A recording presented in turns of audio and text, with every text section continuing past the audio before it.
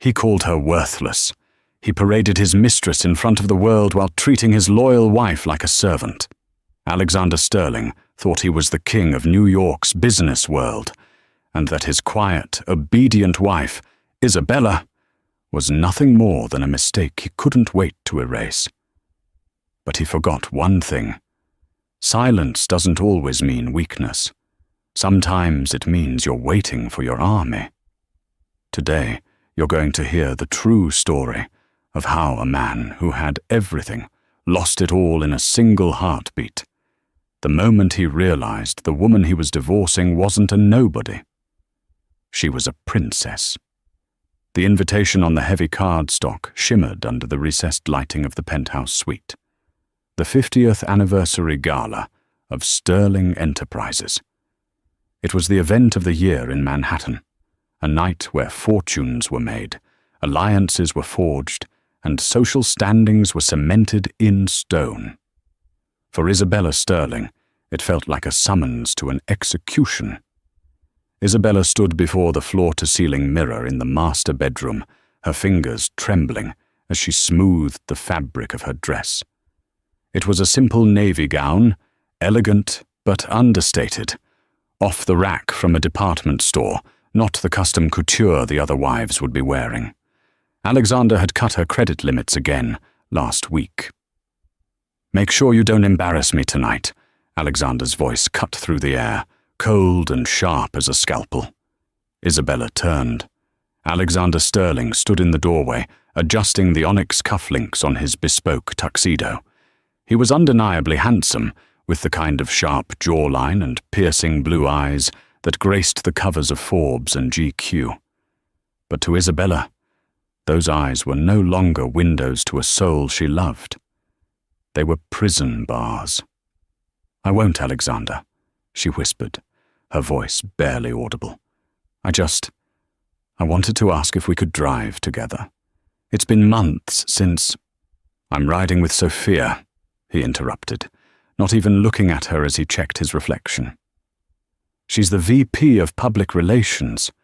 We have business to discuss before the gala. You can take the town car and try to fix your hair. You look like a librarian, not the wife of a CEO. The mention of Sophia hit her like a physical blow.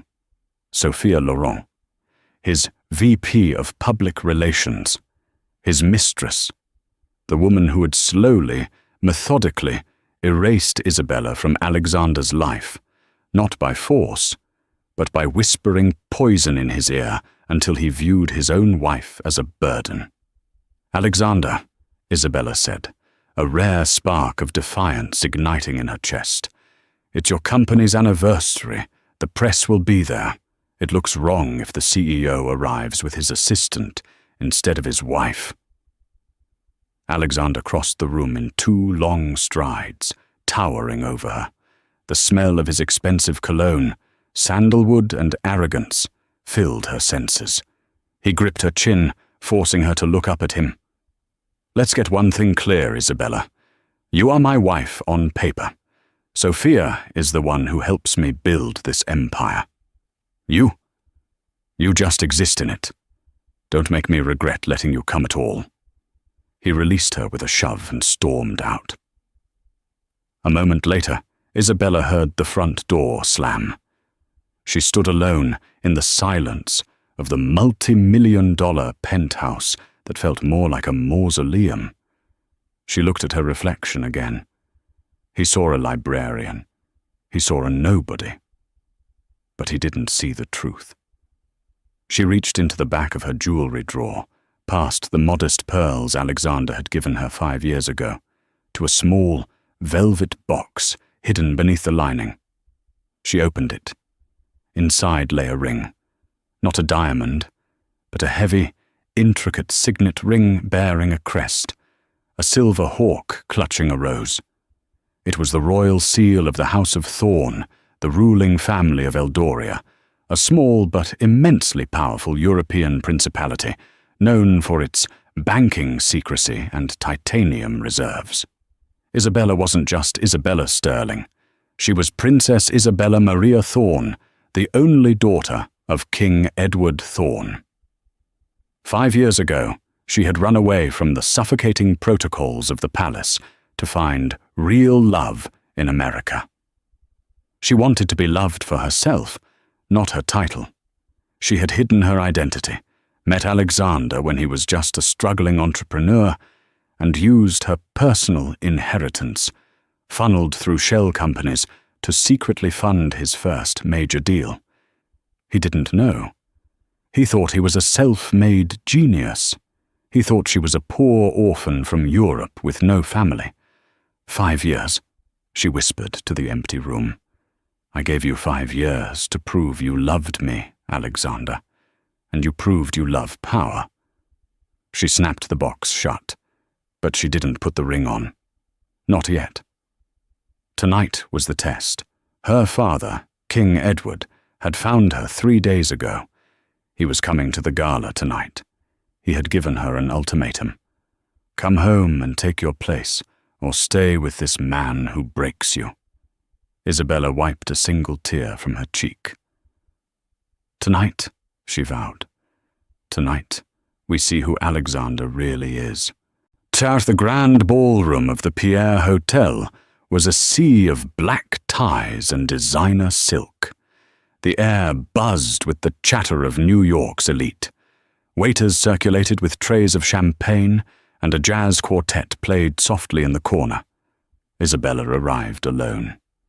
She walked through the entrance, her head down, trying to make herself invisible. As she navigated the crowd, she heard snippets of conversation.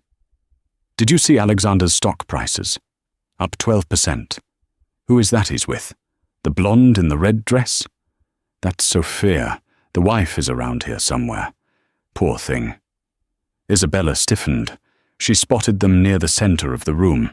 Alexander was holding court, a glass of scotch in one hand, laughing at something a senator was saying. Clinging to his arm, draped in a scandalous scarlet Versace gown that screamed for attention, was Sophia. Sophia was undeniably stunning, with cascading blonde curls and a predator's smile. She spotted Isabella before Alexander did. She nudged him, whispering something in his ear. Alexander's smile vanished. He sighed, visibly annoyed, and motioned for Isabella to come over. Like a dog being called to heel, Isabella walked toward them. The circle of elites, bankers, politicians, tech moguls parted to let her in, their eyes filled with a mix of pity and amusement. Intertwined, Sophia cooed, her voice dripping with fake sweetness. Isabella! You made it. And look at that dress. So practical. Did you get it at Macy's? It's charming. A few people chuckled. Alexander didn't defend her. He took a sip of his drink. She has simple tastes, Sophia. Not everyone can carry off haute couture like you. Isabella felt the heat rise in her cheeks. It's blue, she said quietly. Your favorite color, Alexander. My favorite color is success, Isabella, he scoffed. Something you wouldn't understand. He turned his back on her, addressing the senator again. As I was saying, Senator, Sterling Enterprises is looking to expand into European markets next quarter. We're eyeing some partnerships in Eldoria. We hear the royal family is looking for foreign investors. Isabella froze. Eldoria. Good luck with that, the senator laughed. King Edward is notoriously private. He eats CEOs for breakfast. They say he's fiercely protective of his family, though nobody has seen his daughter in years. I can handle a king, Alexander said arrogantly. Everyone has a price. I'll buy my way in if I have to. Isabella spoke up, her voice trembling but clear. You can't buy respect, Alexander, and the King of Eldoria values loyalty above all else. The group went silent. Alexander turned slowly, his eyes narrowing. The air grew heavy. Excuse me, Alexander hissed. Since when do you have an opinion on international business strategy? Go find a waiter and get me another scotch. You're boring the guests. I'm your wife, "Not your waitress," Isabella said. It was the first time in 2 years she had publicly contradicted him. Sophia laughed, a high, tinkling sound that grated on Isabella's nerves. "Oh, honey, don't be dramatic. He's just stressed. Go on, be a good girl." Sophia reached out and patted Isabella's cheek condescendingly. That touch was the spark. Isabella slapped Sophia's hand away. The sound echoed through the nearby crowd. The jazz band seemed to quiet down. Heads turned. "Don't touch me," Isabella said, her voice dropping an octave, losing its tremor. The meek wife was fading. The princess was waking up. Alexander slammed his glass down on a passing waiter's tray, shattering it. Shards of glass and amber liquid spilled onto the marble floor. "That is enough!" he roared. He grabbed Isabella's arm, his fingers digging into her flesh. "You ungrateful, embarrassing little... I have tolerated your mediocrity for 5 years. I gave you a roof, I gave you a name, and you repay me by causing a scene at my night." "I gave you everything!" Isabella shouted back, wrenching her arm free. "I gave you my heart. I supported you when you were nothing." "You gave me nothing but dead weight," Alexander yelled, his face red. He looked around at the hundreds of guests watching them. He needed to regain control. He needed to show he was the alpha. He sneered at her. "You want to know the truth, Isabella? I'm done. I was going to wait until after the holidays. But why wait? I want a divorce." Gasps rippled through the room. Sophia covered a smirk with her manicured hand. "I'm filing tomorrow," Alexander announced, his voice booming to the back of the room. "And don't think you're getting a dime. You signed a prenup. You leave with what you came with, which is absolutely nothing. You are a nobody, Isabella. You always were, and without me, you'll go back to being a nobody." Isabella stood there, the words washing over her. Strangely, the pain didn't break her. It crystallized her. "A nobody?" she repeated softly. "Worthless," Alexander confirmed, wrapping an arm around Sophia's waist. "Now get out of my sight before I have security throw you out." Isabella looked at him, really looked at him, and saw him for the small, greedy man he was. She reached into her clutch, but she didn't pull out a tissue. She pulled out the velvet box. "I will leave, Alexander," she said, her voice suddenly calm, regal. "But first, there is someone who would like to have a word with you about that European expansion you mentioned." "What are you babbling about?" Alexander snapped. Suddenly, the heavy double doors at the main entrance of the ballroom blew open with a thunderous crash. The room fell deadly silent. Marching in were 12 men in dark suits, wearing earpieces and silver lapel pins, the Royal Guard. They moved with military precision, flanking the entrance. Then, a man stepped through. He was in his 60s, with silver hair and a beard that commanded authority.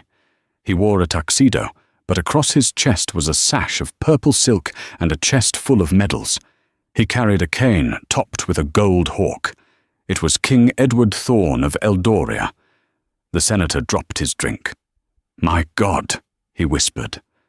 "That's the king." Alexander's eyes went wide. He adjusted his tie, panic and excitement warring in his face. "The king? Here? Is he here for me?" He pushed Sophia aside and stepped forward, putting on his best salesman's smile. "Your Majesty," Alexander called out, striding toward the center of the room. "What an honor! I am Alexander Sterling. I assume you're here to discuss the investment deal?" King Edward didn't even look at Alexander. His steel-grey eyes scanned the room, bypassing the billionaires and the models until they locked onto the lone woman standing in the center of the circle, clutching a velvet box. The king walked right past Alexander, as if he were a ghost. Alexander froze, confused. "Your Majesty." The king stopped in front of Isabella. The room held its breath. Isabella looked at the old man, tears welling in her eyes, not of sadness but of relief. King Edward dropped his cane. It clattered loudly on the floor. He opened his arms. "It has been too long," the king's voice boomed, deep and emotional. "My daughter." The silence in the room was so profound, you could hear a heartbeat. Sophia's jaw dropped. Alexander's face went pale, the color draining away until he looked like a sheet of paper. "Daughter?" Alexander stammered, his voice cracking. Isabella stepped forward and embraced her father. When she pulled back, she opened the velvet box, took out the signet ring with the royal crest, and slid it onto her finger. She turned to face her husband, her eyes dry and cold as ice. "You called me a nobody, Alexander," Isabella said, her voice ringing with the authority of centuries of royal blood. "Allow me to reintroduce myself. I am Princess Isabella Maria Thorne of Eldoria. And you have just declared war on the crown." The silence in the Pierre Hotel ballroom was shattered by the blinding flash of 1,000 smartphone cameras. Every guest, from the senator to the waitstaff, had their phones raised, capturing the fall of Alexander Sterling live for the world to see. Alexander stood frozen, his mouth opening and closing like a fish pulled from water. He looked at the signet ring on Isabella's finger. The silver hawk, the symbol of absolute power he had joked about conquering just minutes ago. "Princess?" Alexander laughed nervously, a high-pitched, manic sound. He looked around the room, desperate for an ally. This is a joke, right? Isabella, honey, you hired an actor.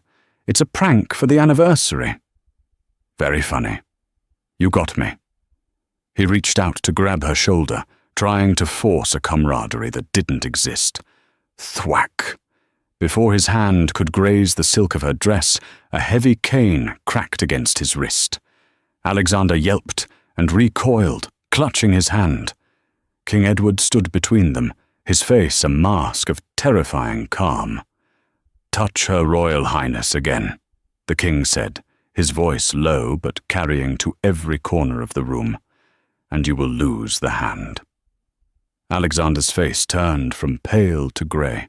The pain in his wrist told him this was no actor. This was real. The man he had planned to swindle was standing in front of him, defending the wife he had just discarded. "Your Majesty," Alexander stammered, his survival instinct kicking in. He dropped to his knees, not out of respect, but out of fear. I didn't know. Isabella never told me. She lied to me. If I had known she was royalty, if you had known," Isabella interrupted, her voice cutting through his excuses, "you would have treated me like a trophy instead of a person. You would have paraded me around like you do your cars and your mistress. I wanted to be loved for who I was, Alexander. And you showed me exactly how much Isabella the Nobody meant to you." "No, no, baby, please," Alexander begged, crawling forward slightly. "I was stressed. The business, the pressure. I didn't mean what I said about the divorce. I love you. We can fix this. Think of what we can do together. Sterling Enterprises and Eldoria. We would be unstoppable." Sophia, realizing the ship was sinking, tried to slink away into the crowd. "Going somewhere, Miss Laurent?" Isabella asked. Sophia froze. The crowd parted, leaving her isolated in her bright red dress, looking like a bloodstain on the pristine floor. Isabella walked toward her. Sophia trembled. "Isabella, look, I was just doing my job. He told me you were separated. He told me you were crazy." "And you believed him because it was convenient," Isabella said coolly. "You mocked my clothes.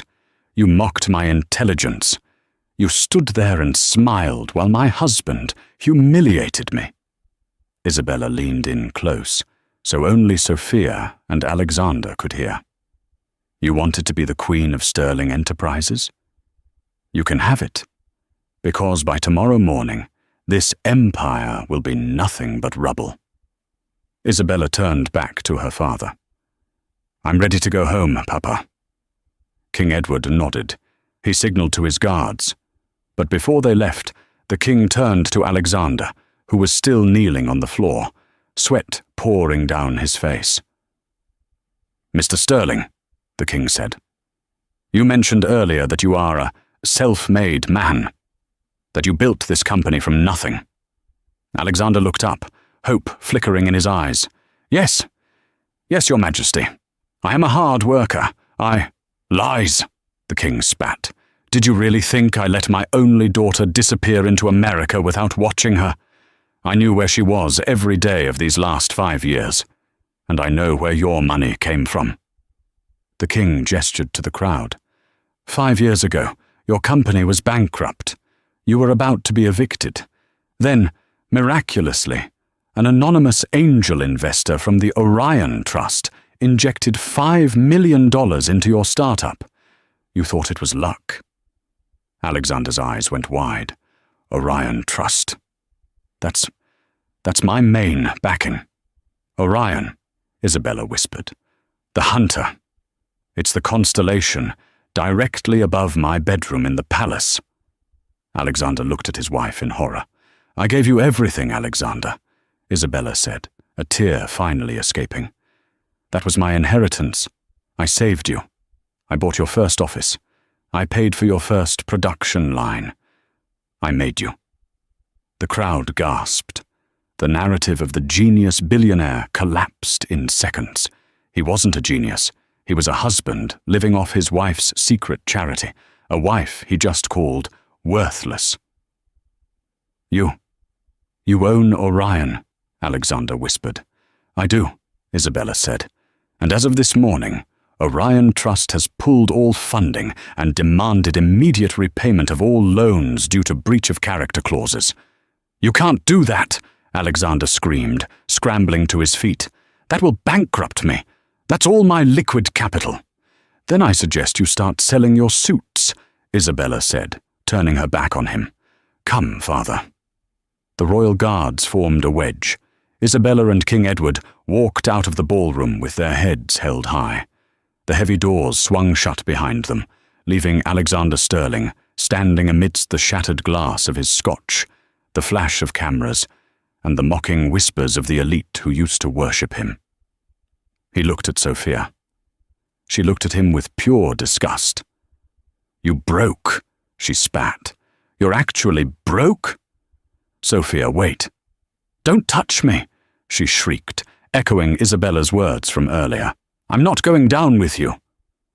As Sophia ran for the exit and the senator laughed in his face, Alexander Sterling realized the true cost of the divorce he had asked for. The sun rose over Manhattan, but for Alexander Sterling, it felt like the onset of a long, dark winter. He hadn't slept. He had spent the night in his office at the Sterling Tower, frantically calling board members, investors, and lawyers. No one was picking up. His phone buzzed. It was a notification from Twitter. The Silent Princess was trending #1 worldwide. The Sterling fraud was #2. He opened the app with trembling fingers. The video of the gala had 50 million views in 6 hours. Comments were pouring in by the thousands. Imagine fumbling a literal princess for a side chick. LMAO. He called her worthless, and she literally paid for his shoes. The audacity of men. I hope she takes the shirt off his back. Team Isabella. Alexander threw his phone against the wall. It cracked, the screen spider-webbing, much like his life. It's fixable, he muttered to himself, pacing the office. It's just a PR nightmare. I can spin this. I'll go on TV. I'll apologize. I'll say I was drunk. I'll say I was intimidated by her royal status and acted out of insecurity. People love a redemption arc. He pressed the intercom button on his desk. Linda, get me a press conference, noon, and get Sophia in here. We need to present a united front, or— Mr. Sterling?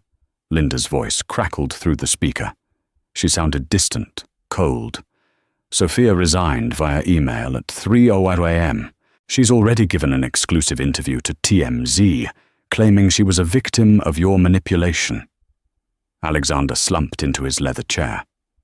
Of course she did. Also, sir, Linda continued, the board of directors is here. They're in conference room B. They want to see you. Now. Alexander straightened his tie, though his hands were shaking. Fine, I'll handle them.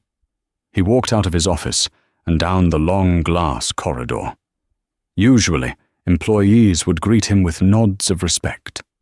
Today, the bullpen was silent. People huddled in groups, whispering.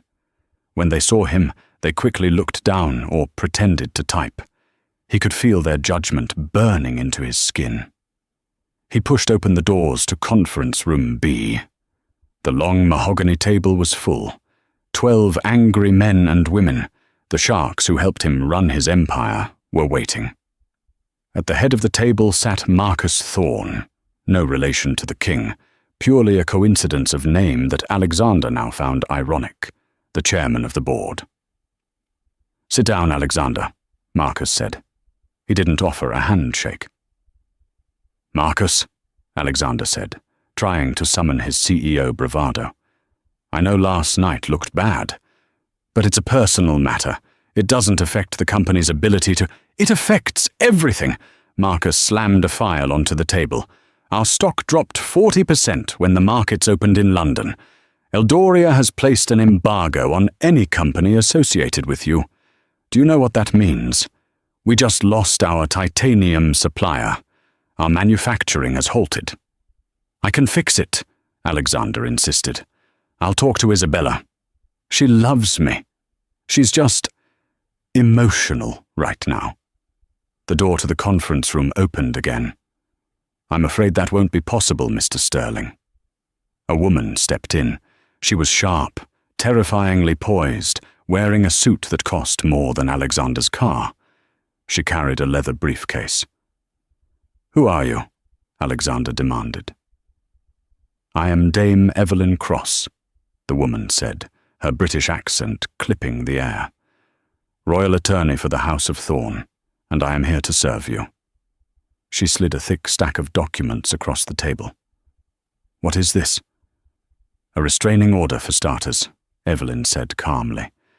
You are to come nowhere near Her Royal Highness. Secondly, this is a notice of asset seizure. Alexander laughed incredulously. Seizure? You can't just seize my company. Not your company, Mr. Sterling. Her company.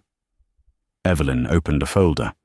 As the Orion Trust has invoked the character clause in your initial lending agreement, a clause you signed without reading 5 years ago because you were too arrogant to hire a proper lawyer, ownership of Sterling Enterprises reverts to the primary investor in the event of gross public misconduct causing reputational damage.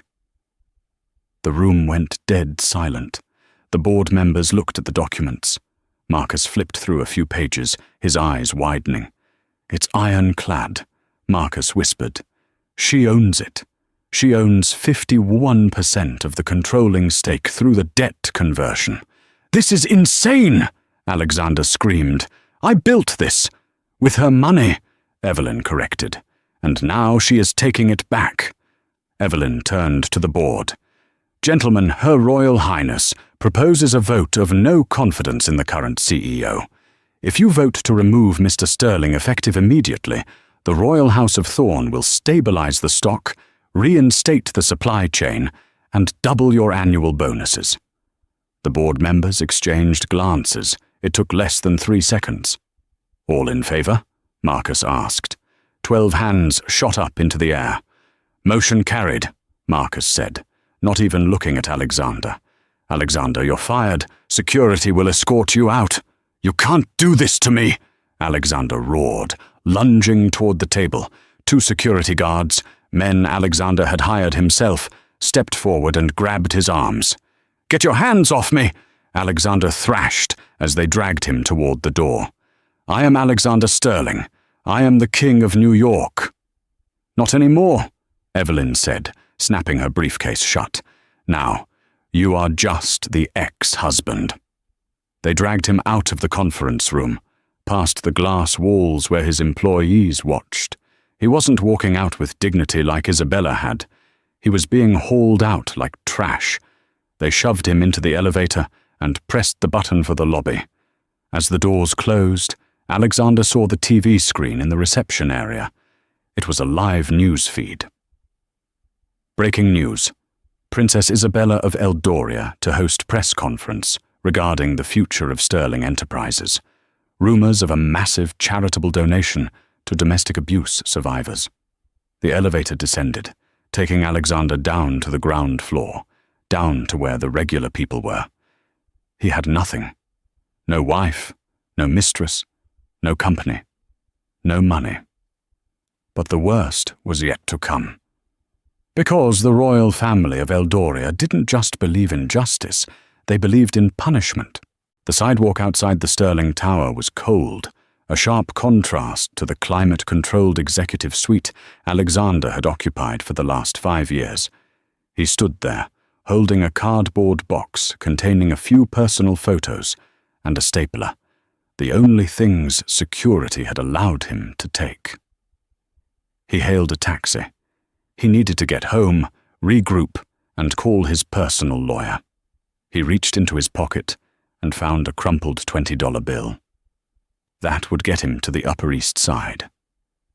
"The Kensington Towers," Alexander barked at the driver. "And make it quick." The taxi driver glared at him in the rearview mirror. "Hey, aren't you that guy? The worthless wife guy from the video?" Alexander grit his teeth. "Just drive."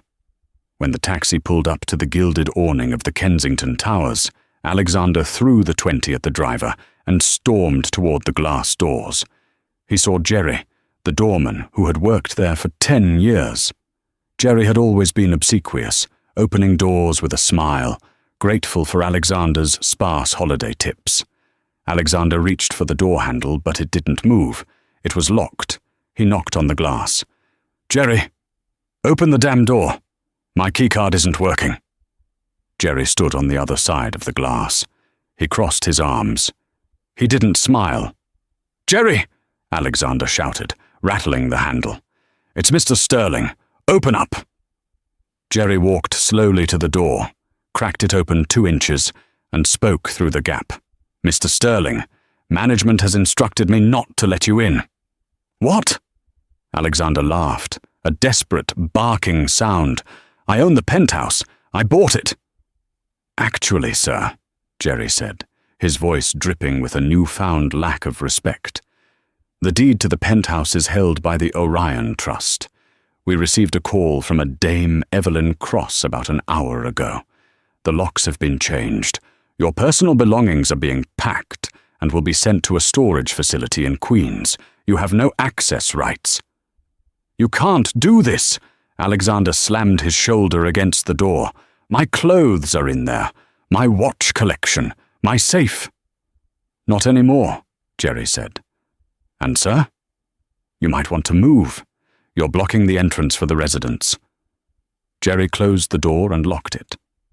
Alexander watched as Jerry turned his back on him. "I'll sue you," Alexander screamed at the glass. "I'll sue all of you." Passers-by were stopping. Phones were out.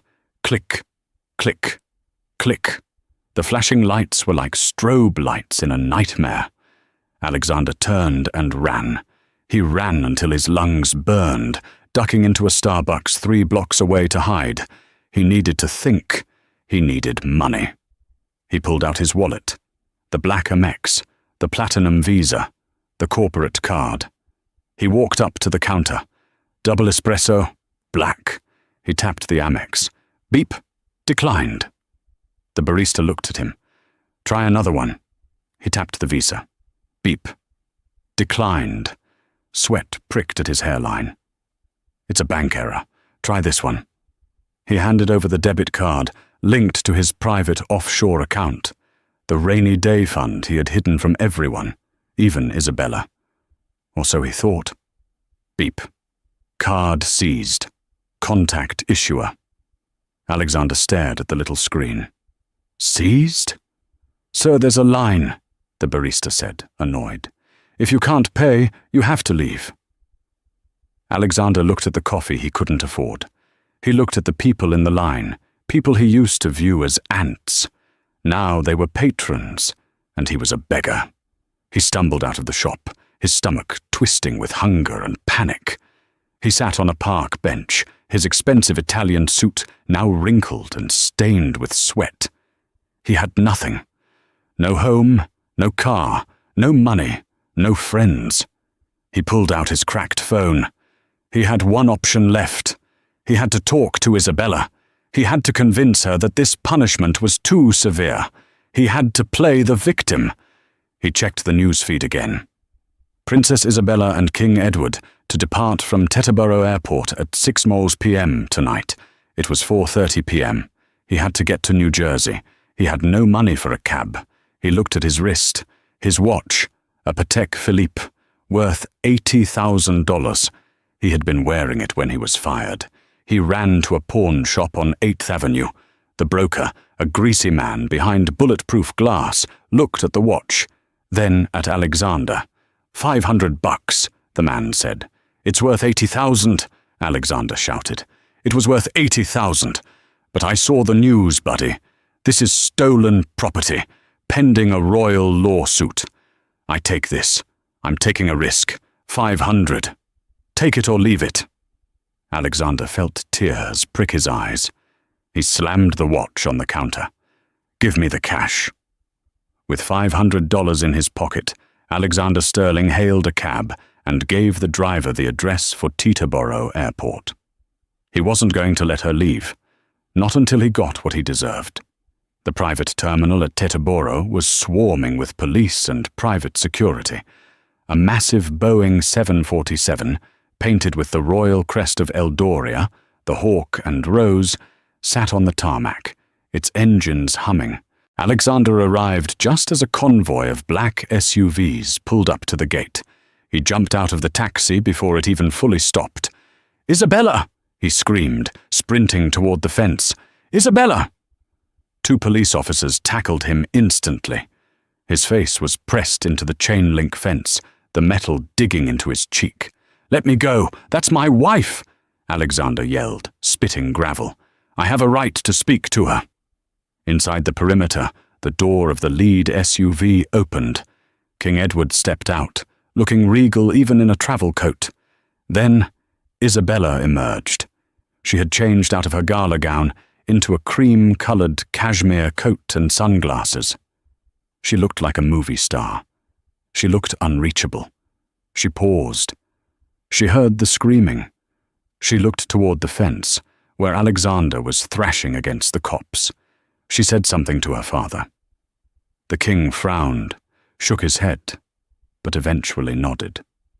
The king signaled the officers. They hauled Alexander to his feet, but kept his arms pinned behind his back.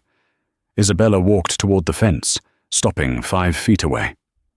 She didn't look angry anymore. She looked tired. "Isabella," Alexander panted, his suit torn, his hair wild. "Isabella, tell them to let me go. This has gone too far. You took my company. You took my home. You took my watch." "I took back what was mine," Isabella said calmly. "You have your freedom, Alexander. You're not in jail. Yet." "I have nothing," he pleaded, his voice cracking. "How am I supposed to live? You can't leave me like this. We were married for 5 years. Doesn't that mean anything?" "It meant everything to me," Isabella replied. "That's why I hid who I was. I wanted to be sure you weren't like the others, men who only wanted the title, the money. I gave you 5 years to prove you were a good man, and you spent 5 years proving you were a narcissist." "I can change," Alexander begged. "I learned my lesson, I swear. Just give me a chance. Don't get on that plane. Stay here. We can talk. We can start over." Isabella shook her head slowly. She reached into her oversized handbag. Alexander's heart leaped. Was she going to give him money? A check? A key to an apartment? She pulled out a crumpled white envelope. It was the same envelope she had tried to give him in the limousine the night before. The one he had swatted away so he could call Sophia. She passed it through the chain-link fence. "You asked if our marriage meant anything," Isabella said, her voice trembling slightly for the first time. "I was going to give you this last night, before the gala. I was going to tell you that despite everything, despite the coldness, the late nights, the rumors about Sophia, I still had hope." Alexander took the envelope with shaking hands. He tore it open. It wasn't a check. It wasn't a legal document. It was a glossy black and white photograph. A medical sonogram. Alexander stared at the grainy image, a tiny bean-shaped form curled in the center. Patient: Isabella Sterling. Date: December 14th. Gestational age: 12 weeks. The world stopped spinning. The noise of the jet engines faded into a dull roar. "You..." Alexander looked up, his eyes wide with shock. "You're pregnant," Isabella whispered. 12 weeks. It's a boy." Alexander felt a punch to his gut, harder than any physical blow.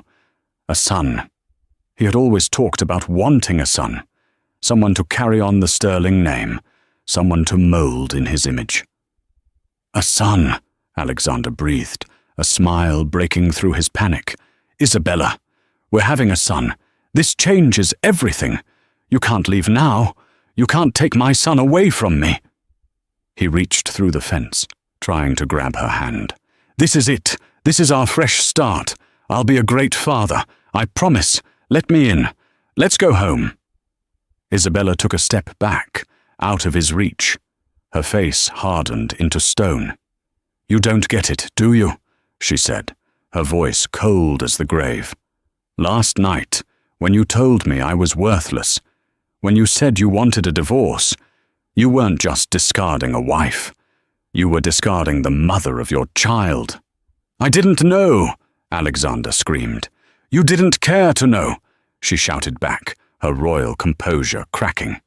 "I tried to tell you in the car. You told me to shut up and fix my hair. You chose your mistress over your family." She took a deep breath, composing herself. "This child," she said, pointing to her stomach, "is a prince of the House of Thorn. He will be raised in Eldoria. He will be taught honor, duty, and respect. He will be a king one day." She looked Alexander dead in the eye. "And he will never, ever know your name." "You can't do that," Alexander thrashed against the copse, tears streaming down his face, mixed with snot and dirt. "I have rights. I'm the father." "You signed the divorce papers this morning," Isabella said. "Or rather, your power of attorney did when the assets were seized. And in Eldoria, royal custody is absolute. You are a stranger to this child." She turned around. "Isabella, no, please," Alexander howled. "My son! Don't take my son!" King Edward stepped forward. He looked at Alexander with a mixture of pity and revulsion. "You built a house of glass, Mr. Sterling," the king said. "Do not be surprised when it shatters." The king offered his arm to his daughter. Isabella took it. She didn't look back. They walked across the tarmac and up the stairs of the massive jet. The door closed. The engines whined to a crescendo. Alexander collapsed against the fence, sliding down until he hit the asphalt. He clutched the sonogram photo to his chest, the only thing he had left of the life he had destroyed. As the plane lifted off into the orange sunset, carrying his wife and his unborn heir away forever, Alexander Sterling let out a scream that was lost in the roar of the jet wash. He was the King of New York no more. He was just a man in a torn suit, crying in the dirt. New York City had moved on. The name Alexander Sterling was a footnote in business textbooks, a cautionary tale taught in ethics classes under the chapter Hubris. The Sterling Tower had been renamed Thorn Plaza, a beacon of charitable organizations and sustainable energy firms run by the royal house of Eldoria. For the man who once claimed to own the city, the view had changed drastically. Alexander sat in a small, cramped diner in Queens, staring at a plate of cold eggs. He wore a grey uniform with a name tag that read Alex.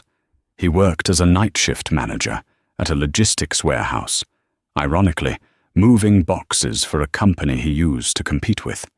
His hair was thinning, and the sharp jawline was hidden behind a scruffy, unkempt beard. He looked older than his 40 years.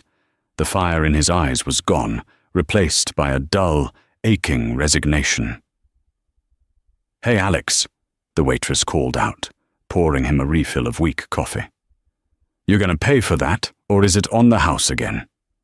"I've got it," Alexander muttered, fishing a few crumpled bills from his pocket. He looked up at the TV mounted in the corner of the diner. It was tuned to a global news network. Live. The royal coronation of Crown Prince Isabella of Eldoria. Alexander's heart stopped. He hadn't seen her face in 5 years. On the screen, Isabella stood on a balcony overlooking a massive crowd in the capital city of Eldoria. She looked magnificent, regal, strong, and radiant. She wore a crown of diamonds and sapphires, but her smile was warmer than it had ever been when she was Mrs. Sterling. "She's beautiful, isn't she?" the waitress mused, wiping the counter. "I heard she's a single mum, raising the heir all by herself. That's a strong woman." Alexander couldn't speak. He just watched. Then the camera angle shifted. A small boy, about 4 years old, stepped out onto the balcony, holding Isabella's hand. He had dark hair and piercing blue eyes. Alexander's eyes. The chyron on the screen read, Prince Leo Thorn, age 4.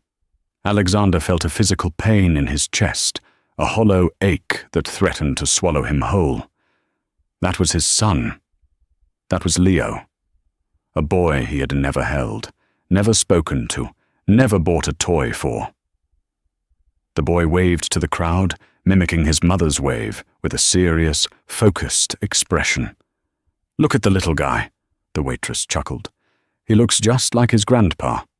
"No," Alexander whispered, tears blurring his vision. "He looks like me." The door to the diner opened with a chime. A woman walked in. She looked haggard, wearing a worn-out coat and heavy makeup trying to cover deep lines of stress. She was holding a stack of flyers. "Excuse me," the woman said to the diners. "I'm looking for work. Cleaning, secretarial, anything." Alexander froze. He knew that voice. It was Sophia. She looked nothing like the red dress siren from the gala. Her blonde hair was brittle, her face gaunt. The scandal had destroyed her career even more thoroughly than it had Alexander's. No reputable firm would touch the mistress who mocked a princess. Sophia moved down the line of booths. She stopped at Alexander's table. She didn't recognize him at first. "Sir, if you know of any openings," she began, then stopped. She squinted. "Alexander," she breathed. They stared at each other. Two ghosts of a former life, brought low by their own greed. "Sophia," Alexander said, his voice raspy. "You look terrible," she said, a ghost of her old sneer appearing before vanishing into misery. "So do you," he replied. "I live in a studio in the Bronx," she admitted, sitting down uninvited. "I lost everything. The modeling contracts, the apartment. Nobody invites me to parties anymore." "I saw the news," Alexander said, nodding at the TV. Sophia looked up. She saw Isabella and Prince Leo on the screen. The crowd on TV was cheering, "Long live the Queen!" Sophia let out a bitter laugh. She won. She actually won. "She didn't win," Alexander said softly, unable to take his eyes off his son. "She just didn't lose herself." "We did," He stood up, leaving his unfinished eggs. He couldn't bear to look at Sophia. She was a mirror of his own failure. "Where are you going?" Sophia asked.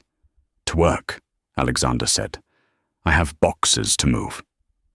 1 year later, a heavy package arrived at the royal palace in Eldoria. It had been screened by security 3 times, x-rayed and sniffed by dogs before it was placed on the desk of Queen Isabella. Isabella sat in her study, the morning sun streaming through the high windows. Leo was playing with a wooden train set on the rug. "Mama, look! Fast train!" Leo giggled. "Very fast, my love." Isabella smiled. She looked at the package. The return address was a law firm in New York. Estate of Alexander Sterling. Isabella frowned. She picked up the letter attached to the package. "Your Majesty, it is with regret that we inform you of the passing of Mr. Alexander Sterling. He died last week of a heart attack in his apartment in Queens. He had no living relatives listed, and his will instructed that this package be delivered to you." Isabella felt a strange chill. He was dead. The man she had once loved, then hated, then pitied, was gone. She opened the package. Inside was a small, cheap wooden box. She opened the lid. Inside lay 2 things. First, the Patek Philippe watch. He had apparently bought it back from the pawn shop, paying it off in installments over 5 years. Second, a letter, handwriting she recognized instantly, though it was shakier than she remembered. "Isabella, if you are reading this, my time is up. I'm not writing this to ask for forgiveness. I know I don't deserve it. I'm writing this because I need you to know that I watched. I watched every speech you gave. I watched every charity you launched. And I watched him.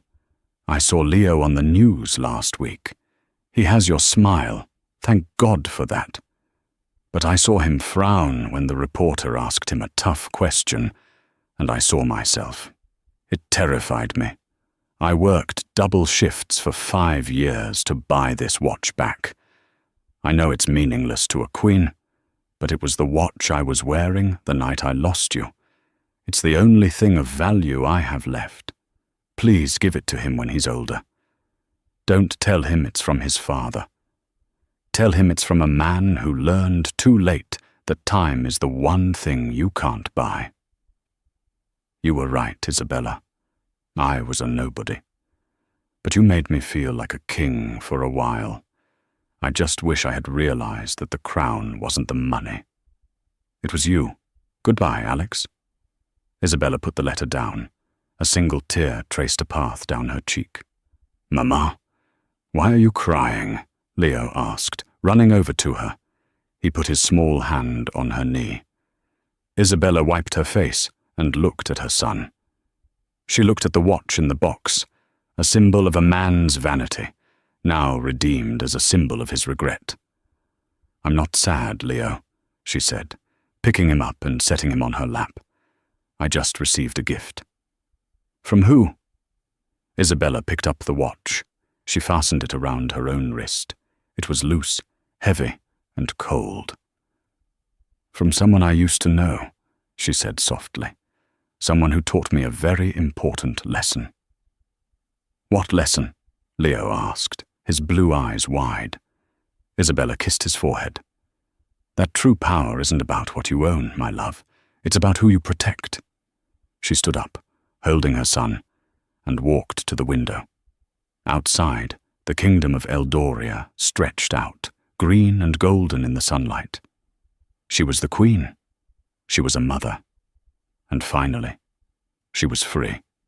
And that is the tragic, redeeming end of Alexander Sterling.